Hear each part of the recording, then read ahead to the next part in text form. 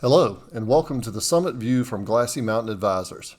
I'm Jordan Smythe, the founder of Glassy Mountain Advisors, and in this condensed version of our quarterly commentary, I'm going to provide a brief overview of our thoughts on the second quarter of 2024 and our market outlook. You can find more details in the latest quarterly view on our blog.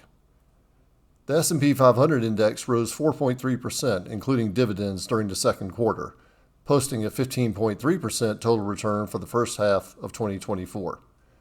Most of the gains came from stocks in the technology and communication services sectors, as the promise of artificial intelligence increased demand for shares of big tech firms and the largest growth-oriented stocks.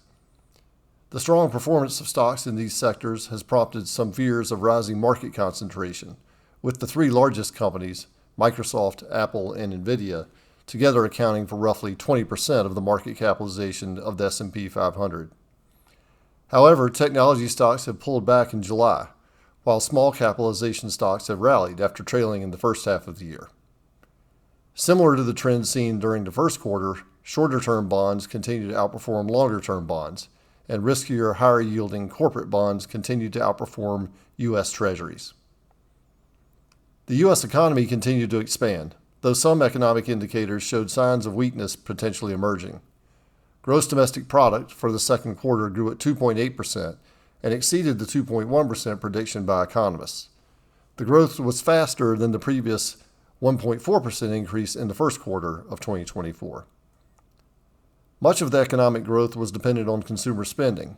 For example, retail sales have continued to increase in recent months, but at a slower pace, a possible sign that consumers are tiring after months of rising prices.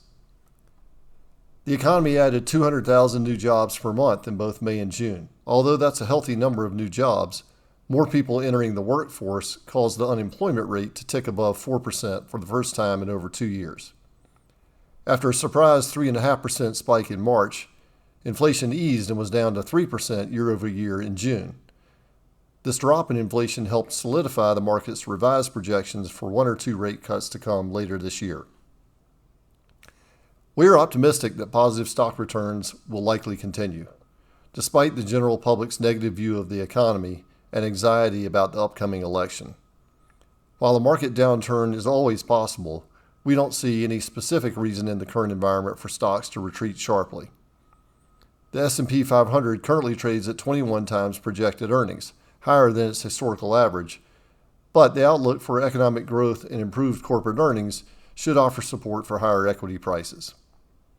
We expect the Fed to reduce rates by a quarter point in September and again later in the year, which should help boost economic activity.